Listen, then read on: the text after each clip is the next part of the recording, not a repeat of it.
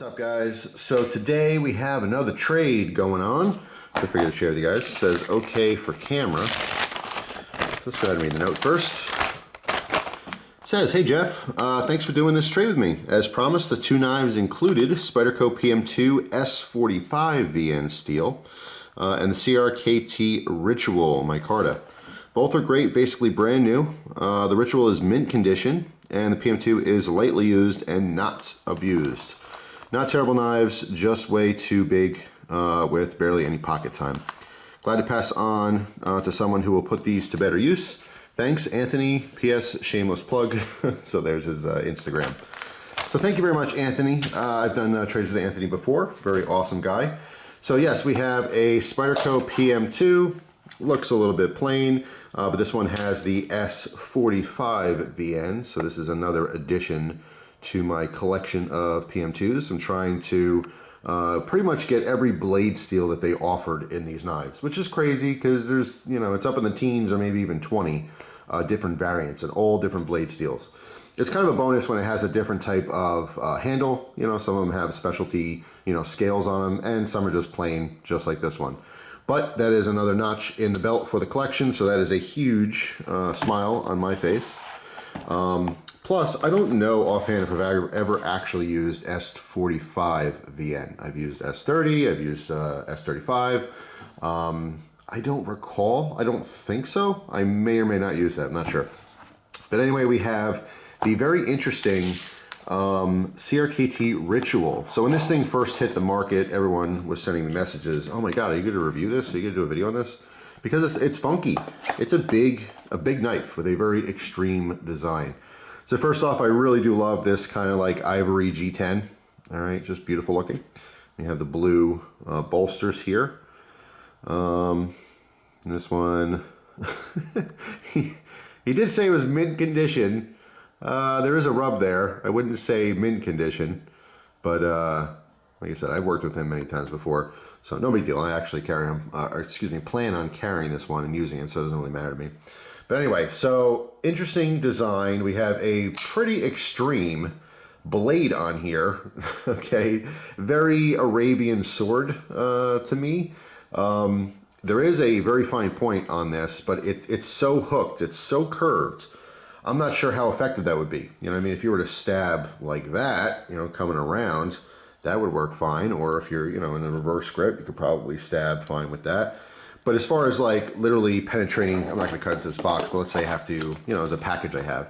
If I want to cut into that package, you know, I really have to kind of put my elbow way up in the air to get that angle, you know, to slice through. So it's going to be interesting. I'm definitely going to, you know, carry this a little bit, try it out, maybe do a review in the future. I'm not sure. It depends on how much pocket time it gets for me and how much use I actually get on it. But I was quite curious about it. It is assisted, which I didn't know initially, but it is nice because it has a larger blade. It might be, I don't know, harder for some people to flick it out.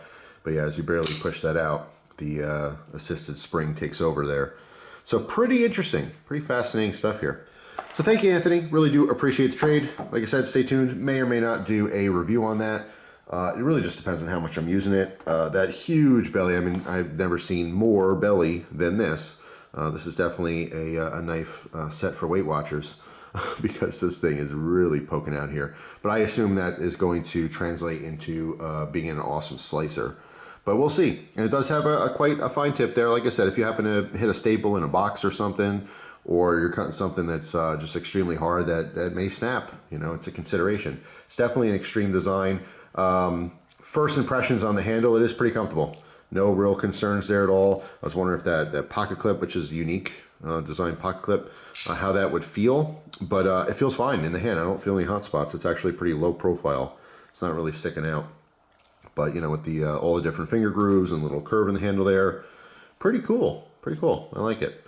So we'll see long term how that thing holds up. But anyway, that is it. Thanks, Anthony. Appreciate the trade, buddy. And I'm getting your stuff out today. So thanks for watching, guys. Let me know if you have a recent trade, what you traded for. Love to hear it. Very curious. There's more and more people these days that are getting into trading. I do get the question quite often, I want to get into trading. Where do I go? There's so many places, basically social media. That's the best way I can describe it. I mean, any social media platform that you're on, there are people there buying, selling, and trading knives. You just have to seek them out. There are multiple Facebook groups for knives. I mean, there's specific groups too. Like I just recently joined a cold steel group. That's all those guys do is cold steel all day long. You know, and then there's just generic kind of, you know, buy, sell, and trade pages, you know, fan pages or group pages, whatever they are. And, you know, some of them are geared a little bit towards like really high-end stuff. Some are for cheaper stuff. Some, like I mentioned, specific brands. You just have to branch out and look around. There's certain, social media outlets that I don't use, like Reddit, but I know there's a lot of knife trading and selling and buying going on Reddit. I just don't know how that works, so I've never done that myself. Of course, here on Instagram, you can use hashtags like knife sale or different brands. You just have to look around, but anywhere people are communicating, they're selling and trading. So that means all of social media. You just have to really reach out and do a lot of research to figure out exactly where, you know, and some groups are a lot bigger than others. Obviously, the bigger the group, the more of a chance that you're going to deal with a stranger. However, the more variety there are, you know what I mean? So it's just really up to you what you decide or what you're comfortable with doing. But yeah, that's pretty much it. So thanks for watching. Hope you guys have a fantastic day, and I will see you tomorrow with a brand new video. Take care.